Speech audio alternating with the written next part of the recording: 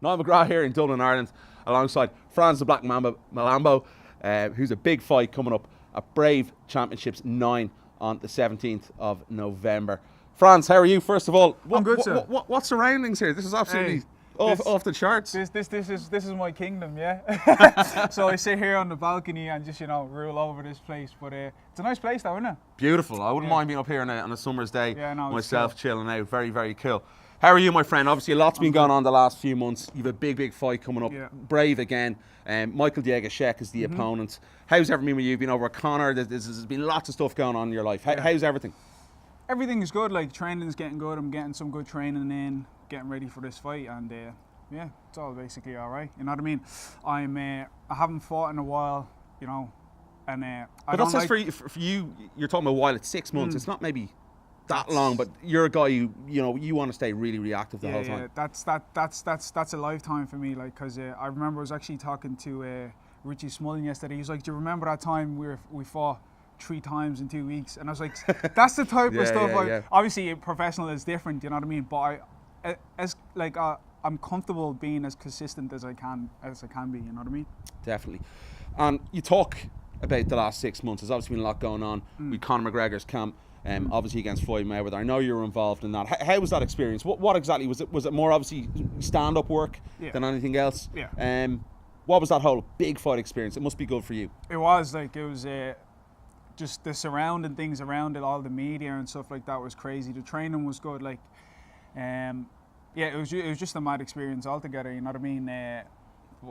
Is there much you can take away from that in relation you're fighting though?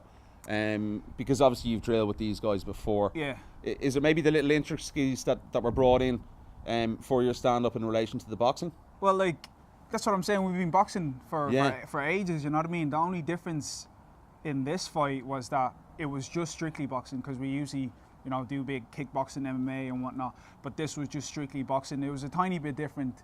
It was at a bigger scale, like, you know what I mean? And but like, training wise is the same. Don't really change too much, you know what I mean? Obviously it was boxing and it wasn't MMA. Had to change tiny bits of things, but most of the things was the same, except for the media and stuff like that. And then training at a different place, the UFC Institute. That was a cool place to be training at. And then you know what I mean. And this time was the least time in Vegas, because I've been there 8 last year and then 12 the year before. 12 weeks. You know what I mean? And so yeah, it was pretty cool. Like, you know what I mean? It does get tiring in Las Vegas, as we all know. It drains the soul. Definitely does, my friend. But talk to me about, obviously you're 3-2 now is your record. You've had a couple of losses.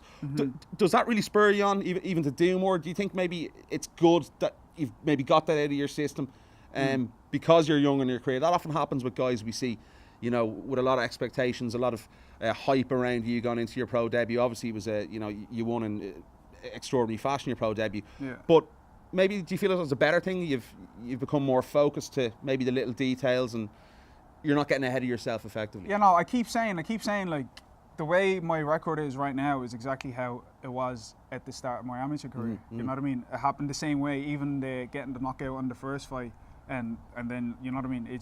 It's gone the same trajectory basically. And I'm comfortable with having these 2 losses, but then I want to, from now on, not obviously get any more. You know what I mean? I'm training real hard. Them losses are always on my mind. To get what I'm saying? Of course. So I'm looking to just take things over right now. And I just found out that there's a title fight on this card in my weight class. Okay. And one of the fighters is Lone Man, the guy I lost against in Brave. So I'm gonna win this fight in good fashion and looking to take whoever gets this title. Yeah. But would you like that rematch? Get some redemption? I'd love that rematch, but you know what I mean. I'm looking for the title. I'm not like headhunting people. To get what I'm saying? I'm gonna look to get this title, and then move on to bigger and better things. Talk to me about your opponent, Michael Diego-Shek. I think he's 5-2. You told us before we came on here. I'm not too sure. Yeah. What sort of style he's going to bring to the cage. Yeah. What do you know about your opponent? I don't know much about him. Like, he was fighting at the last Brave I was on. He was on the same card, like, fighting the guy. He was fighting a lightweight actually. He took a fight